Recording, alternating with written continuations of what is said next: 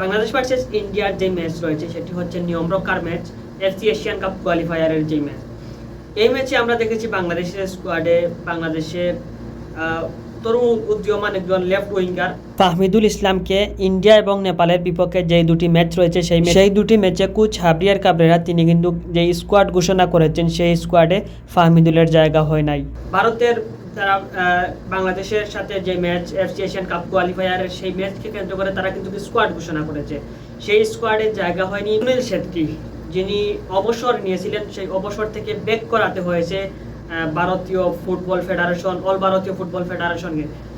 তিনি অবসর ব্যাংকে কিন্তু আবারও ফিরেছিলেন, কিন্তু এবারের ওয়ানডেতে আসলে যেই সুনীল শেট্টির জন্য যেই গোপন অস্ত্র বা যেই শক্তিশালী একটি অঙ্গ যদি বলি আমি, তাহলে ইন্ডিয়ার সেই শক্তিশালী অঙ্গ সুনীল শেট্টি, তাকে কিন্তু এবারের উইন্ডোতে রাখা হয় নাই। সেজন্য বাংলাদেশ আমার মনে হয় জয়লাভ করতে পারবে এবারের ম্যাচে।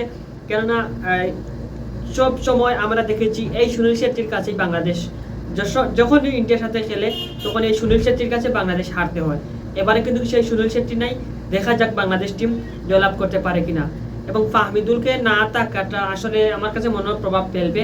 আর কিভাবে বলবো আমি প্রভাব ফেলবে, যেই কোচ হাবিয়ার কাবরেরা সিদ্ধান্ত বা বেস্ট 11 সিলেক্ট করেন আসলে লর্ড প্লেয়ারদেরকে নিয়ে, তার পাশাপাশি যারা ফর্মে নেই তাদেরকে নিয়ে বুল বেস্ট 11 সিলেক্ট করেন সেই হাবিয়ার কাবরেরা। আমার কাছে মনে হয় সেই হাবিয়ার কাবরেরা থাকলে ফাহমিদুল এবারও বেস্ট 11-এ জায়গা পেতেন না, হয়তো বা শেষের দিকে আমরা পেতে পারতাম। কিন্তু এই ফাহমিদুল ইসলাম লেফট উইঙ্গে দুর্দান্ত আমরা যদি বলি, রাইট উইঙ্গে তো রাকিব কয়েক বছর ধরে ভালো সার্ভিস দিয়ে যাচ্ছেন।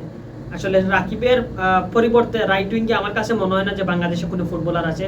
দেখা যাক ইন্ডিয়ার সাথে এবং নেপালের সাথে বাংলাদেশ কি করতে পারে।